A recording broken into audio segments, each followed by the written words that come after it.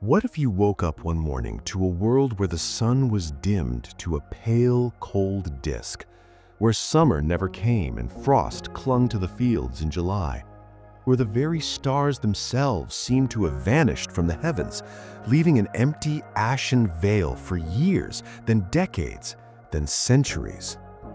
This is not a scene from a fantasy novel. This is what our ancestors saw, lived, and feared in the year 536 AD. For 18 months, a mysterious fog of darkness fell across the globe. The Byzantine historian Procopius wrote, "The sun gave forth its light without brightness, like the moon during this whole year." From Europe to Asia, the Americas to Africa, chronicles tell the same story: a cosmic dimming, a failure of the light, followed by famine, plague, and the collapse of empires. But what was it? A massive volcanic eruption? A comet's dust? The scientific explanations are terrifying enough, yet for those who walk the path of the mystic, a more profound question whispers from the silence of that long night. What happens to the human spirit when the heavens go dark? In this journey, we will do more than investigate a historical anomaly. We will explore the cataclysm of 536, not just as a physical event, but as a spiritual one. We will delve into what the disappearance of the celestial lights meant for the soul of humanity. We will uncover how ancient traditions interpreted this as a reset, a divine intervention, or a tearing of the veil between worlds. And most importantly, we will discover what this 500-year night can teach us today about navigating our own periods of spiritual darkness and how to find the inner stars that never go out, even when the sky is empty. The greatest mysteries are not just in the heavens above, but in how we respond when their light is taken away. To understand the true weight of this event, we must step out of our modern, illuminated world and into the mindset of our ancestors. For them, the cosmos was not a cold vacuum dotted with distant balls of gas. It was a living, breathing, sacred tapestry. The sun was a god, a father, a life giver. The moon, a goddess, a mother, a reflector of hidden truths. The stars were not random points of light. They were the fixed counsel of the ancients, the blueprint of fate, the visible map of the divine will.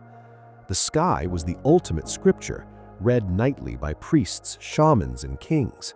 It was the source of time, the predictor of seasons, the guarantor of order, what the Egyptians called Ma'at, and the Chinese called the mandate of heaven. When that scripture suddenly went blank, it was not merely an environmental disaster. It was a theological, philosophical, and existential catastrophe of unimaginable scale. It was as if every page of every holy book had simultaneously turned to ash. The very contract between humanity and the divine seemed to have been severed. Across the globe, the interpretations of this darkness poured forth, flavored by local tradition, yet united by a core of profound dread. In Ireland, the chronicles of the time spoke of a failure of bread and recorded it as a druxile, a bad life, an epic of misery sent by God. In the crumbling heart of the Roman Empire, many saw it as the final sign of divine wrath, a final punctuation mark on the fall of their world. In China, records from the Liang dynasty state that the heavens were obscured for months, interpreting it as a sign that the emperor had lost the heavenly virtue necessary to rule. The Byzantine Emperor Justinian, ruling from Constantinople, likely saw the ensuing plague, which bore his name, as a direct spiritual consequence. But within the esoteric traditions, the reading went deeper. In Hermetic philosophy, which teaches as above, so below, such a prolonged celestial event signaled a fundamental rupture in the harmony between the macrocosm and the microcosm. If the above, the cosmic mind, the divine realm, was veiled, then the below, the human soul, the material world, would inevitably descend into chaos, mirroring the obscurity above. For the alchemist, this was the Negredo stage on a global, catastrophic scale, the necessary blackening, the putrefaction, the descent into the primal murk from which all rebirth must eventually come. The Kabbalist might have seen it as a temporary but severe restriction in the flow of divine light, Shefa, through the Sephirot, particularly through Tiferet, the Sephirah of the sun and balance. The sky was not just dark, it was a world plunged into a state of profound spiritual aridity. This context transforms the event from a historical footnote into a primal spiritual parable. The darkness of 536 was more than a cloud of dust. It was a global dark night of the soul for humanity itself. It forces us to ask, when the external symbols of the divine vanish, when the rituals fail, when the heavens offer no guidance, what is left? Where does the soul turn? The answer to that question lies at the heart of all true mystical seeking. Modern science, with its ice cores and tree rings, has given us a likely physical culprit for the Great Dimming. Evidence points to a cataclysmic volcanic eruption, perhaps in Iceland or North America, of such staggering force that it vaulted millions of tons of sulfur dioxide and ash into the stratosphere, creating a vast aerosol veil that wrapped the entire planet. This was followed, some ice core data suggests, by another massive eruption in 540 AD, ensuring the darkness lingered like a curse. Temperatures plummeted, crops failed. Then, in 541, the plague of Justinian, an early form of the Black Death, exploded out of the resulting social collapse and famine, wiping out tens of millions. But for our purposes, the what is merely the stage, the why it matters is the play. Let us use a potent metaphor from alchemy. The world, in its normal state, is in a process of gentle cyclical transformation, the slow digestion of seasons, the rhythmic breaths of civilization. The event of 536 was the equivalent of the alchemist taking the prima materia, the base matter of the world, and subjecting it to a sudden, violent, and extreme heat. It was a forced calcination. Everything superfluous, everything built on shaky foundations, everything that could not withstand the intense pressure of pure scarcity and fear was burned away. This was not a gentle spiritual lesson. This was the cosmos holding humanity in the fire. Social orders calcined into dust. The old Roman vision of the world finally fractured beyond repair. Populations were reduced to their most primal state, survival. Yet, within this terrifying metaphor lies the first key to understanding the spiritual impact. In alchemy, calcination is the essential first step. It reduces substance to a fine, sterile ash, but it is from this state of utter reduction, from this complete humility before the elements, that the work of true transformation can begin. The old identity must be obliterated before a new, purer one can be fashioned. We can see this reverberate through the spiritual landscape of the time. With the old cosmic order, the Roman pagan heavens, and the young institutional Christian God seemingly silent or angry, where did people turn? They turned inward, and they turned to more extreme, more interior forms of spirituality.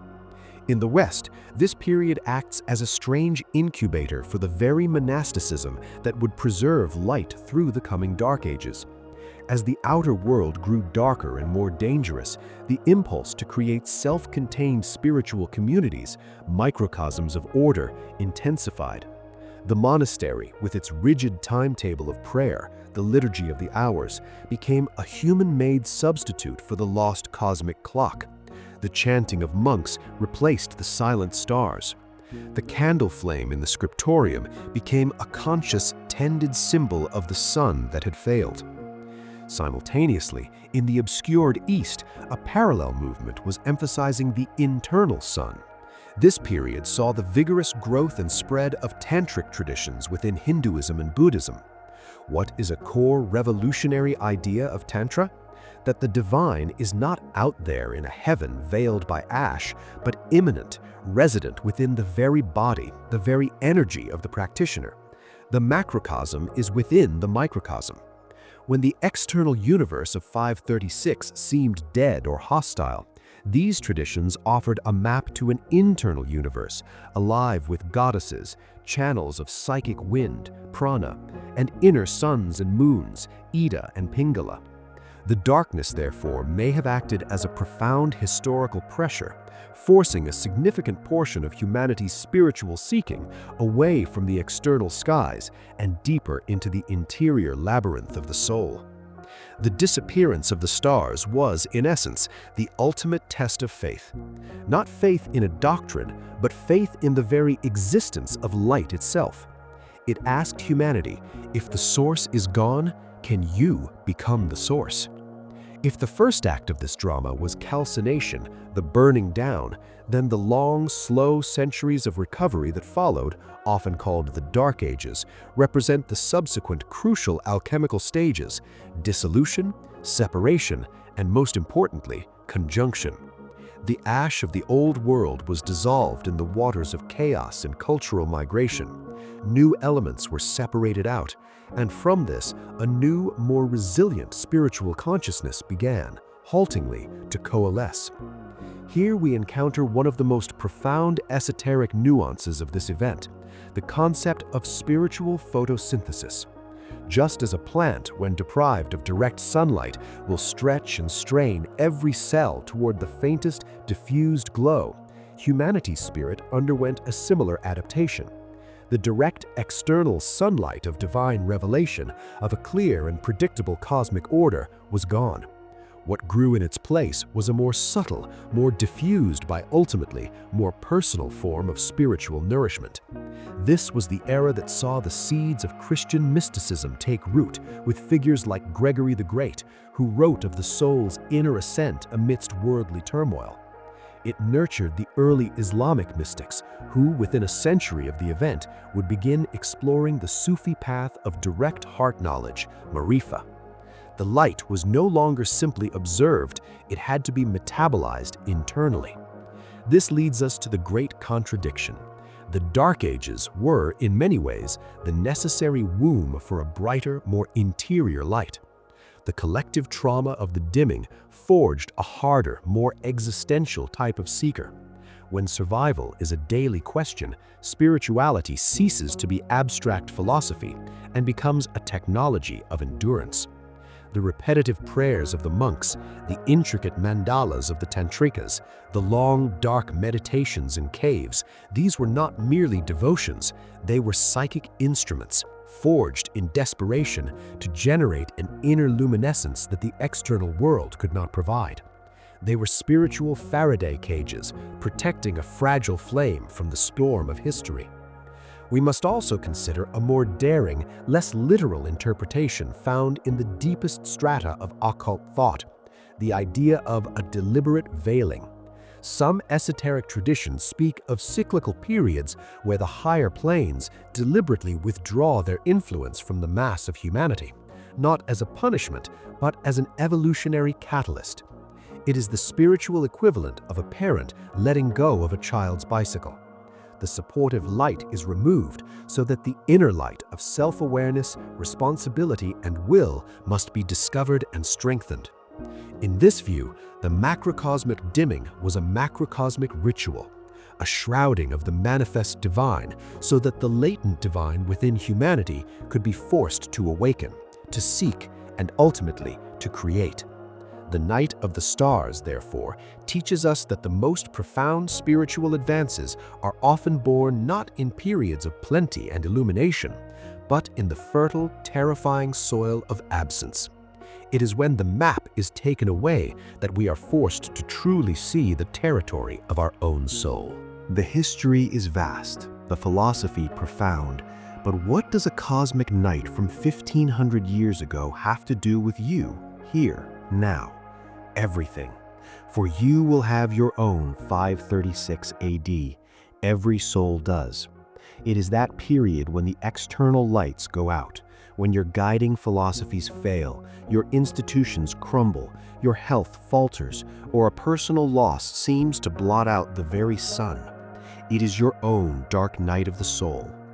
The lessons of the Great Dimming are a masterclass in navigating this inner winter.